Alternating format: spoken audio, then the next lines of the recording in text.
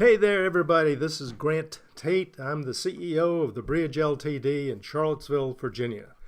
And I'd like to describe a little back of the envelope tool that's been really effective in helping people do their work. It's the goal planning sheet. It's good for either short or long work projects, easy to use, a quick guide to a thinking process, and it's a good delegation tool. The form looks like this, and you'll see that in addition to all the aspects of describing the goal at the top, it focuses on removing the obstacles to getting the job done or getting the goal accomplished. Why do we focus on goal obstacles? Well, obstacles help us identify the challenges we face to meet the goal. And this could include some things that you would not ordinarily write down if you're just going to task.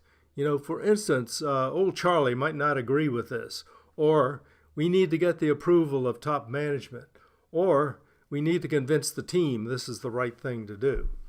We can focus on those sorts of intangible aspects as well as the more concrete aspects, such as we need the money to get this done.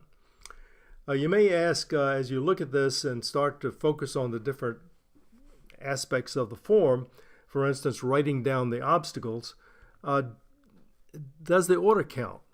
Well, answer is no. When we're thinking about how to accomplish a goal and thinking of the obstacles, they don't necessarily flow to our mind as in priority order or chronological order or whatever. So forget about the order. Just go to trying to list all the obstacles. You may ask, does this form exist in electronic version? Yes, but today we're going to talk about how to use this in essentially pen and paper or pencil and paper. If you want to translate it to a Word document or an Excel document or Google or whatever, be our guest. But right now we're just going to talk about how to use the form. Start with the goal in mind and make it smart. Here we've taken an example of implement daily huddles throughout the organization. And then we write down the target date we'd like to get this done, what today's date, and then we fill out the rest of the top, which is what are the rewards for meeting our goal. These are meant to be inspirational, like all the great things that will happen as a result. The consequences, if we don't meet the goal, they are not just the reverse of the rewards, but what are the things that might be really bad results if we don't get this done. Then we focus on some affirmation. An affirmation is an inspirational comment that gives us something we can say over and over to motivate us to meet the goal. Try to write these in terms of we are, we cheer our great performance, we work together, instead of what we hope to be. Give ourselves some affirmations of who we are, what this project's all about. The next step is to brainstorm for the obstacles. Typically when we use this sheet, go straight down the vertical list and write all the obstacles you can think of. The sheet we use has a front and a back. Another version has even 2 more pages that you can list possible obstacles. But brainstorm and write all these down one by one until you just run out of steam, you can't think of anymore. The next step is well, this is the second page. This should just show you that it can work and keep going. Next step would be to look at each one of these obstacles and then brainstorm for some possible solutions to get around that particular obstacle. And by now you can see that breaking the overall goal down into pieces, like looking at the individual obstacles, allow us to focus on the smaller aspects, the smaller problems, if you will, that we have to overcome in order to meet the bigger level goal. Therefore, we're looking for the different kinds of solutions we could have for each obstacle. And don't worry about whether they're going to be redundant or all those sorts of things. We'll come back to that later. So step by step wise, we look at each obstacle, we write down the solutions for possible solutions for getting around that particular obstacle. So the next step is then we go through the possible solutions and we select the ones that have the greatest probability of success.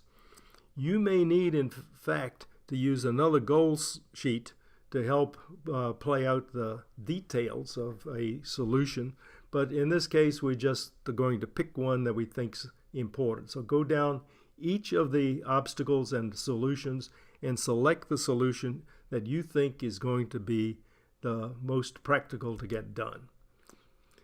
The next step then is to lay out the action steps to get that solution done. These would be step-by-step wise.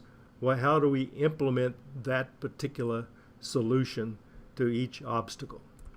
The next step, of course, is when do we need to get that done? And you'll notice that these don't come out in chronological order necessarily. Well, we'll talk about how to solve that issue later. And then after that, who's going to get that part done? Who's going to get that step done? Unlike the form I'm showing you, it's better to put people's names by these steps. A person's name will tell you who is accountable to get that step done. But when you've completed the sheet, you have a date and a name by each step. Basically, you have a plan. How do you get that into chronological order? Well, here's where you can put it into your spreadsheet, or in fact, put it into your phone calendar or your computer calendar, and then you can sort by date to put them into date order. But we're just using this goal planning sheet as sort of a back of the envelope solution and problem solving tool. So after the goal planning sheet's done, as I said, you can translate it then to a spreadsheet or entries in the calendar, or if you're using team software, you can spread those goals around as you see fit using that software, and then move out to make solutions. It's also a very good delegation tool. Think of it this way. You sit down with the person that you'd like to delegate a task or a goal to. Together you fill out the top part, clearly articulating the goal so it's understood between the both of you. And then you could say to the person to whom you're delegating the goal, please fill out the rest of this sheet. Think about the project, and then let's get together 3 days from now and talk about how you plan to meet this goal. Then when you meet together, you can discuss the various steps and agree on what needs to be done, including the dates. And then you can suggest, let's get together on a weekly basis to discuss progress, or daily basis, or whatever you see fit, of course.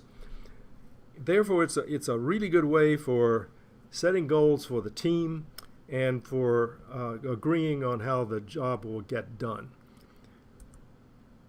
If you have questions about this, feel free to contact me at 434-466-4655 or grant@mybridgeonline.com. I hope this approach works well for you. Thanks very much.